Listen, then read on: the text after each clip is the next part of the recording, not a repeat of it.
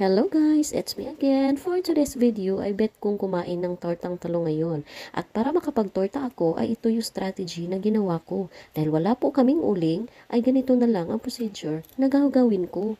Naglagay lang ako ng kaunting tubig, tas tinakpan para lumambot yung talong. Hintayin hanggang sa matuyo ang tubig, saka baliktarin. And wait for a few minutes para mag-tender at hindi mahirap balatan. Balatan ko na siya at saka timplahan. Alam naman siguro natin kung paano magluto ng torta, but in different ways.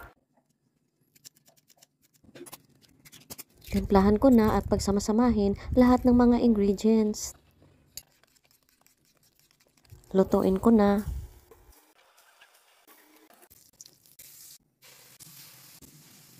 And that's it. Thank you for watching. Bye!